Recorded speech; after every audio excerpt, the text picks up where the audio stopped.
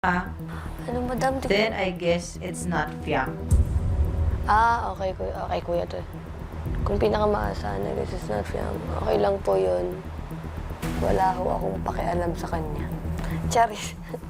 Wala po. Opinion naman niya yun. Okay lang. Maaasahan ka nga ba?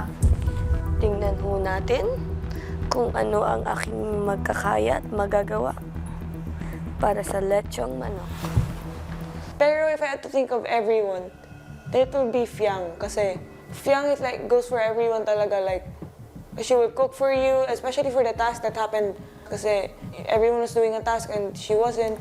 So you can really rely on her. And she would do it talaga. Etong magiging lechong manok, I feel like that's enough motivation for Fiang to achieve the challenge. Kaya talagang inaasahan ko si Fiang na magawa niya ng mahusay and she'll able to achieve it. Patay gutom talaga ako ngayon. Sana maaasahan ka. Same. Maya-maya, si Fiang lumabas na para sa kanyang task. Eddie, go. Ay, pasabog ka, nak. Eddie, go. Eddie, wow. Una niyang binuo ang panungkit na gagamitin sa pagkuha ng wooden blocks. Malambot. Okay lang yan. Come over. Come over. Patip gamitin na to para mas madali ang buhay. Habang patuloy sa kanyang task, si Fiang ay napapanood na siya ng iba pang Big Four. This is so easy for Fiang. Halika. Sama ka sa akin. Maaasahan ba siya? Maaasahan si Fiang po. Anong masasabi mo sa naalatan sa pagkain mo? Kaya na yan. Pato? Go Fiang!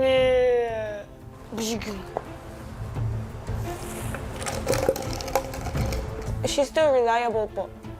And I know she won't give up. Ito muna. Malapit. She's just like fishing for the blocks. Good job.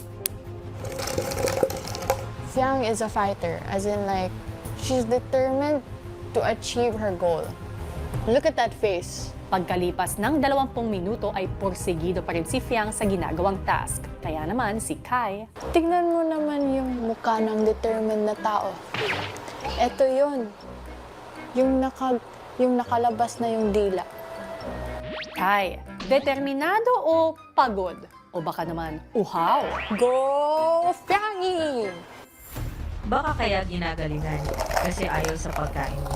Alam ko naman po na gagawin niya po ang best niya. Kailangan niyang galingan para siguro iba na naman yung kakainin niya. Talagang kung may ganyan po tapos may kapalit, gagawin ko po talaga.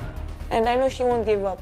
Kaya, look at po Fiang right now, still fighting even if pagod na po siya. She looks pagod, but she's doing it.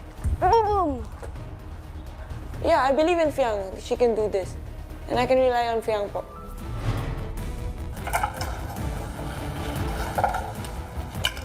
Ano ba yan, madam? Tapos na ang agad. Tapos na po. Matapos ang kanyang task, si Fiang bumalik sa loob ng bahay kung saan sabay-sabay narinig ng housemates ang anunsyo ni Madam. Congratulations, Fiang. Tagumpay ka sa iyong task. Thank you, madam. Oh my goodness! OM join. Let's go! Ho, ho, ho! Makakakain na din ako ng kanin sa wakas. Parang hindi ka masaya. Masaya ako, madam. Kaso, gusto ko niyang kanin. Na-imagine ko na yung chicken talaga.